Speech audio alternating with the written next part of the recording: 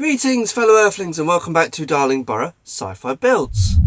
My airlock door diorama is coming along really nicely so far, so I think I'm going to begin painting it, starting with the rocks and the rock face.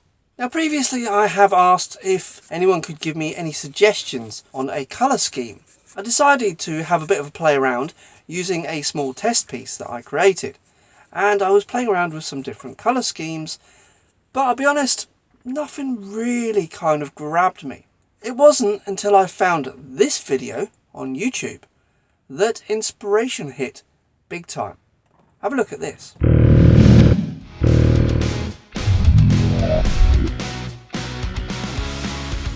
Con turquesa voy a empezar a crear el contraste.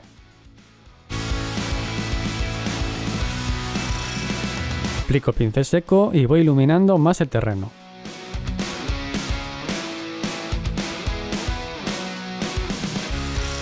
Pincel seco terminado y ahora voy a pintar el tronco y las rocas. I must admit I was incredibly impressed with the finish, and it got my creative juices and inspiration flowing big time. I loved the whole zenithal lighting technique that was used, and the colours really made the model pop. So I decided to have a go at the same sort of technique myself. Having resprayed my test piece with a matte black spray paint, I first started to paint the model using my airbrush and a purpley colour for the undercoat. Although I didn't have exactly the same colours mentioned in the YouTube video, I decided to give it a go using some very similar kind of shades. Initially, I started off using a model colour by Vallejo in royal purple. Despite having thinned this considerably, I wasn't really getting very much of a good coverage over the black. It was only after I added gory red that I started to see any changes happening. I wanted to purple it up a bit more, so I added some normal purple by Vallejo. This gave me a fairly nice reddy purpley undercoat, and it covered the model rather well. I didn't paint the whole model because simply it was just a test piece, and I just wanted to see if the colours were going to work for my airlock door diorama. Once the purple had dried, I then sprayed over the model again with the gory red, and this really made the model pop.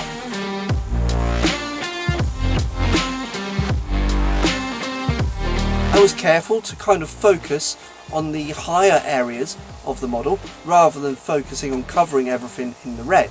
The rocks really stood out against the purple, although you can't quite see it on the camera. After quickly cleaning out my airbrush, I then switched to the game colour in electric blue. I felt that this was going to give a really good contrast over the reds and the purples that I'd previously applied.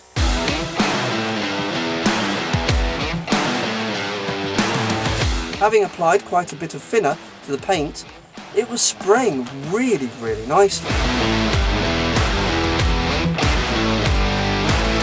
Initially I started painting over the whole model from all sides, but I soon realised in order to make this technique work, I really should only spray from one direction. This worked incredibly well, as it seemed like there was a blue light and it was hitting the rocks and making them glow with the bright electric blue. I decided just to make all the colours really pop, I was going to use some dry brushing as well. My first colour choice was a colour called Lagoon, which was an acrylic paint I bought for £1 from my local boys store. In order to make sure that the dry brushing was going to come out exactly as I wanted, I first applied a blob to my dry brush texture palette, and then used a small brush to wipe off the excess paint before applying it to the model.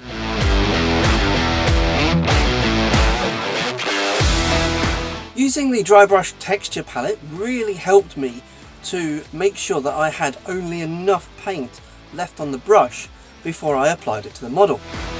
Initially I started dry brushing from all directions, but again I realised that I should think where the light source is coming from, and I changed techniques and started dry brushing from one direction only.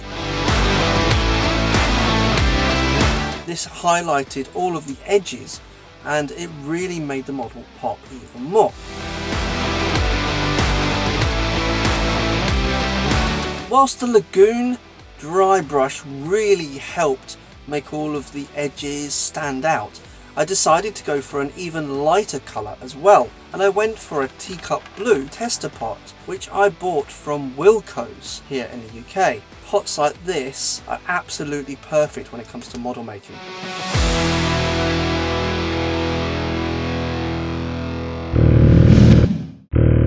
Now sadly, unfortunately, at the time of me recording this, Wilkos is currently in administration here in the UK. What that means is potentially there's going to be major job losses, and I'll be honest, my sincere regret goes out to anybody who is currently working in Wilkos and is facing redundancy through this difficult time. Wilkinson is a really good store. I really am sad to see this state of affairs for it. If you are in the UK and you happen to be near a Wilkos store, then what I would urge you to do is please go down there and just try and give them a bit of support, really. It's just a sad state of affairs, unfortunately. Another really good store in the UK, in the high street, is facing closures. And I'll be honest, yeah, as I say, my heart does go out to everybody who's been involved in that, because I've been through it myself. I know exactly what it's like. Wilkinson, I really hope that something happens and you guys all manage to keep going despite these hard times. Let me know if you are maybe a member of Wilkinson stores, or if you know anybody who's going through it. Give them a bit of support. Let me know in the comments down below. And as I say, if you are interested or interested in going down there, then please go down there. Give them a bit of support as well. I think they'd appreciate it. Having given the emulsion a quick mix in my hand, I then applied another blob of it to my dry brush texture palette and mixed it thoroughly before applying it to the model.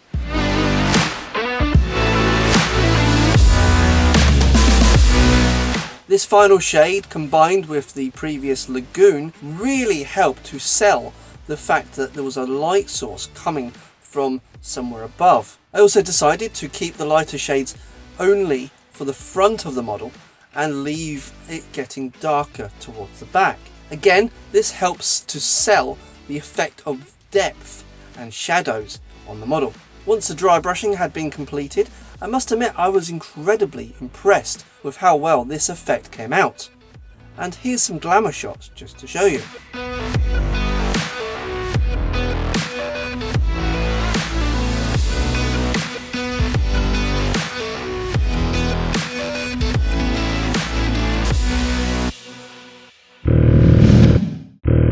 Once I had finished painting the test piece and I was happy with all of the results, it was then time to take all of those techniques that I had practiced and apply them to the rock faces on the airlock door diorama. As before, I started off with an undercoat of a purple colour. Unlike with the test piece, however, I did find a Vallejo Express colour in a deep purple, and this I felt would give me a better undercoat than the mixed purples that I was using. Using my airbrush, I started to apply it all over all of the black painted rock face. I made a point of making sure that I covered literally every part of the rocks, all of the backdrop, all of the areas where any kind of rocks would be showing. I also sprayed from pretty much every single angle I could think of, including from behind the model as well, as I wanted to make sure that the purple was evenly coated over the model.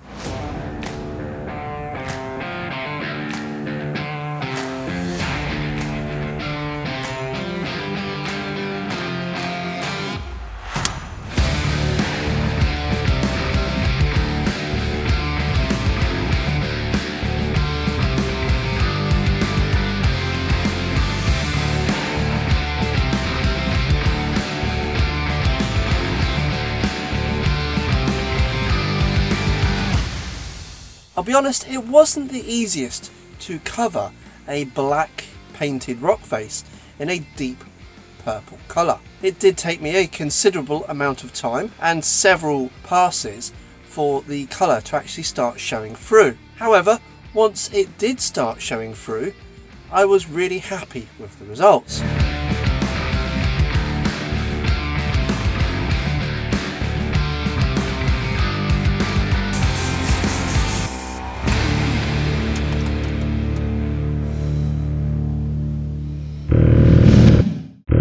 After probably about 2, maybe 3 hours of actual painting, I then took some time to repair the area of rock that was going to appear over the extractor fans as well.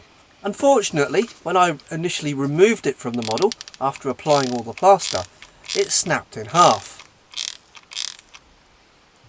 I decided to just use some hot glue to stick the two halves back together and then apply a load of stones and gravel over the top just to give it additional texture.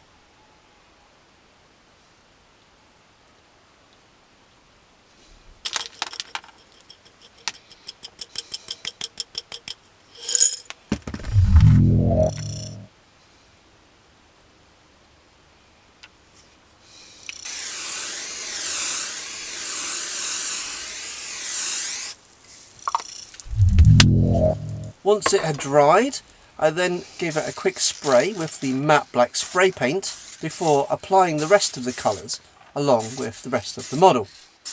Now, I'll be honest, I hadn't really thought this part through when I initially applied it to the model.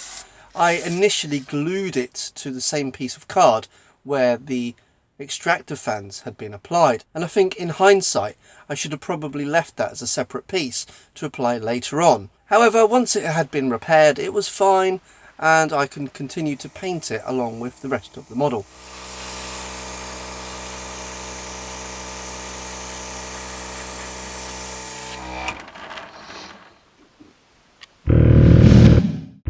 I then chose to switch out the purple for the Vallejo game colour in the gory red. As per the test piece, I decided to paint the gory red all over the rocks and any areas where I felt that the light would catch it in particular. I decided to leave some lower areas where natural shadows would occur without the gory red being applied. I felt that this would just add more contrast to the model and it would show up better when I applied more coats later on. When I came to paint the gory red, every time I applied a coat, it would show up very vibrant and very bright. However, once it had dried, it started to dull down. I decided to give it several coats, and with each coat it did come out brighter and brighter. I got to a point where I was relatively pleased with how well the red was showing up over all of the rocks. Again, this took a considerable amount of time as I was focusing on all of the areas all over the model.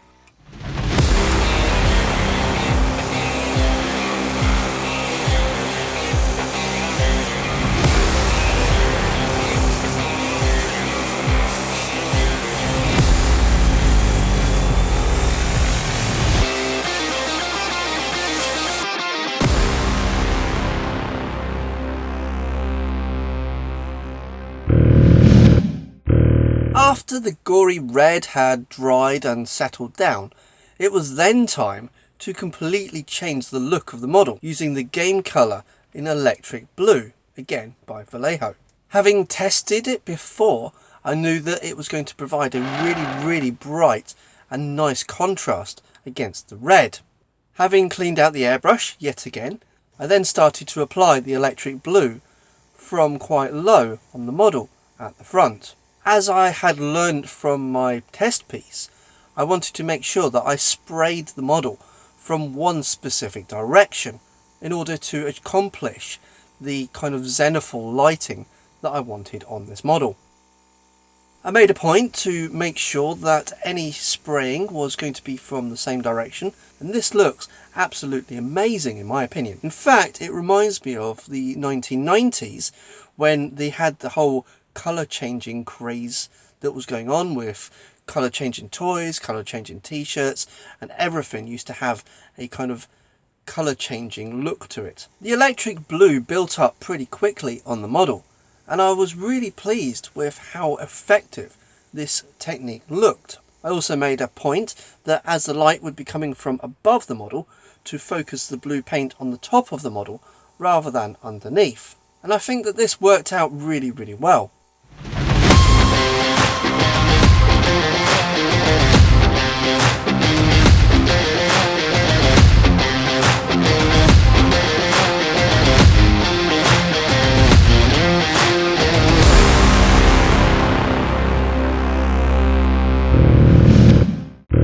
So far the model looks absolutely brilliant. Now that the electric blue paint has dried, all that I need to do is to apply a dry brush just to make it absolutely pop. As per the test piece, I've decided to use a couple of colours for this.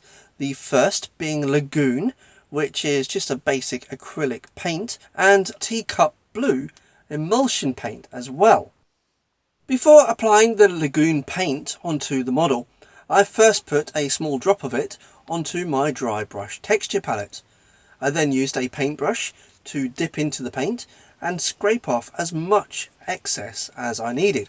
The dry brush texture palette allowed me to see how much paint was left on the brush before I applied it to the rocks on the model. Now, if you are interested in the dry brush texture palette that I'm using, I have actually recorded a video on the making of that. I will be releasing that on the channel very soon. So make sure that you subscribe to the channel, and when it is released, then you'll be able to watch it. Also, if you are interested in seeing that video, amongst others, before everybody else, i.e. seeing it as soon as I upload it, you can do by becoming a member on my Buy Me a Coffee page. That's cold.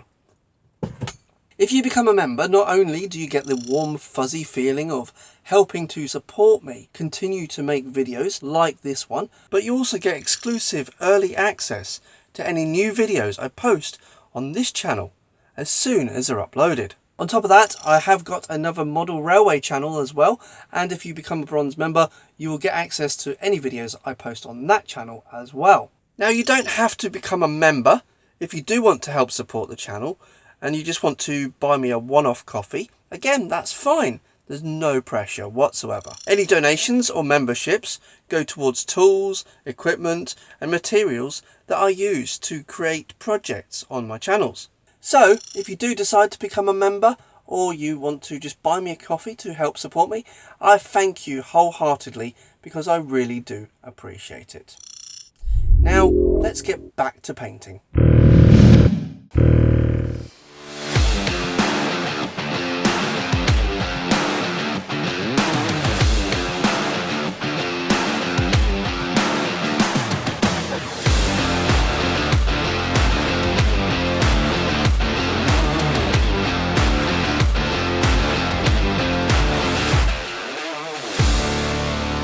Once I had finished with the Lagoon, I then followed up with some Teacup Blue emulsion paint as well.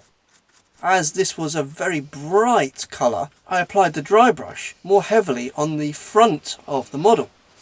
As I worked my way back, I applied less and less and only focused on any areas with highlights to further give the illusion of the light hitting the model.